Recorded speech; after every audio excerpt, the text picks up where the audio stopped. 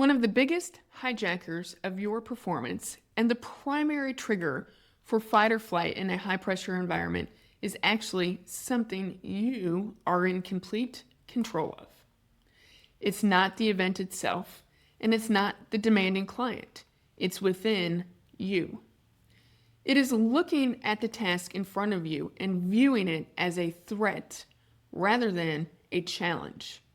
Here is how to toggle your brain from threat mode to challenge mode. First, let's get clear on the language. There's difference between stress and stressor. The stressor is the external event, the looming deadline, the unexpected problem, the aggressive negotiation. It's factual. Stress is your physical reaction to it, that emotional surge of energy. One definition of stress is the belief that you do not have enough of a resource, time, intelligence, competence, money, support, capacity, to meet the demand of the stressor. If you are convinced that you don't have enough of a resource, you go into threat mode. So let's imagine you are standing at the base of a huge mountain. That's your next big work project. Scenario A, you look at the mountain as a threat. You think, there's no way I can do this. I don't have the time. I'm going to fail. The response, you feel overwhelming anxiety, hopelessness, dread. Your energy and motivation drop to zero.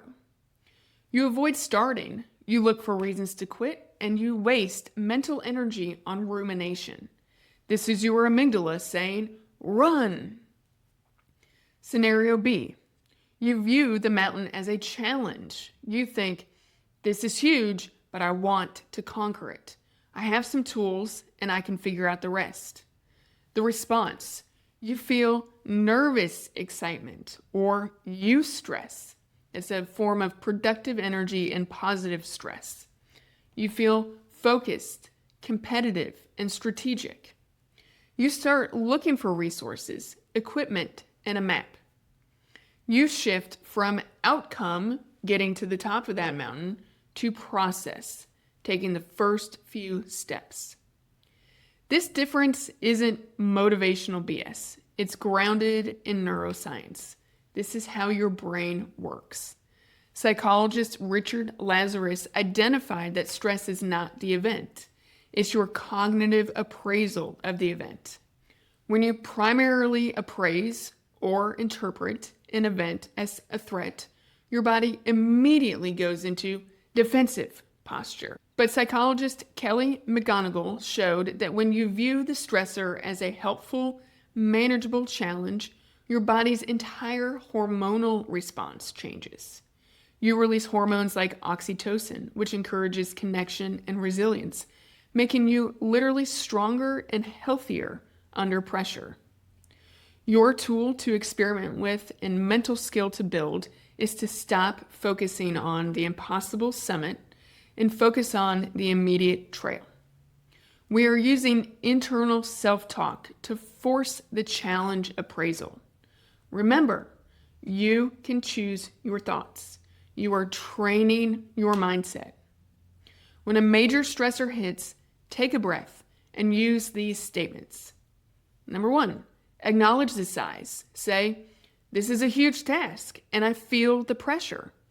We're being honest. We're not operating in denial. Number 2, state the challenge. Reappraise the threat.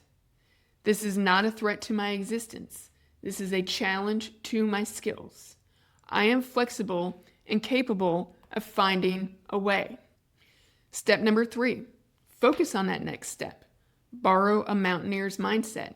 Ask, what is the very next thing I need to do? Not the 10th thing, the next thing. This shifts your focus from the overwhelming outcome, the summit, to the controllable process, the next step. This is the key to turning anxiety into high-performance fuel. Reframing stress in the moment is powerful, but the world's best performers don't just react to reality, they practice it in their heads before it even happens. If you aren't doing this, you are leaving your confidence, the execution of your performance, and the likelihood of reaching your goals up to chance. Here is the mental performance skill you need to master.